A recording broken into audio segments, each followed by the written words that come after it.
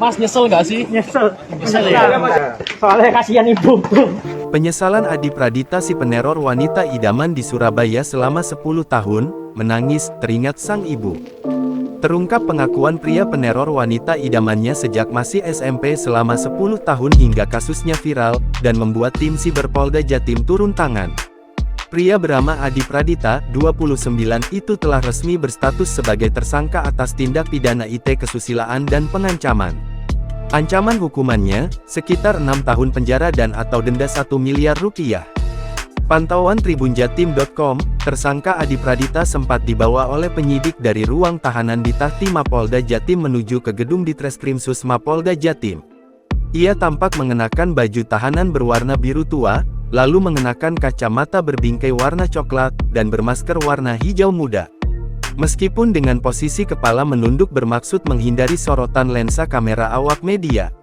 Sepanjang dibawa penyidik berjalan menyusuri halaman depan gedung Ditreskrimsus Mapolda Jatim, tersangka Adi Pradita berusaha menjawab rentetan pertanyaan awak media.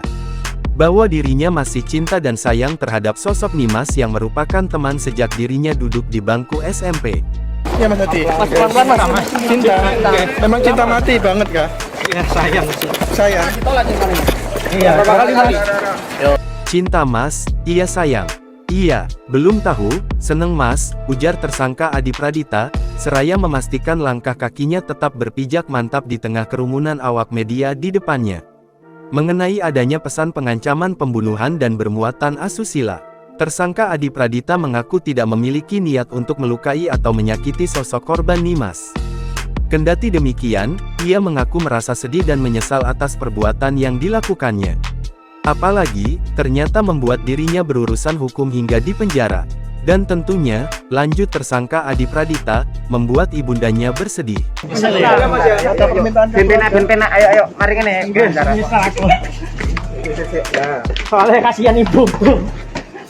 Diketahui sebelumnya, Nimas mengeluh bahwa dirinya merasa lelah dikejar-kejar oleh sosok pria yang merupakan teman SMP terdahulu. Sosok pria tersebut dianggap Nimas menyalahartikan kebaikannya, hingga terobsesi untuk terus mengejar dan memperoleh cintanya. Ia mengaku telah diteror oleh si pria tersebut sejak tahun 2014 hingga Mei tahun 2024, atau sejak 10 tahun lalu. Download Tribun X sekarang, menghadirkan lokal menjadi Indonesia.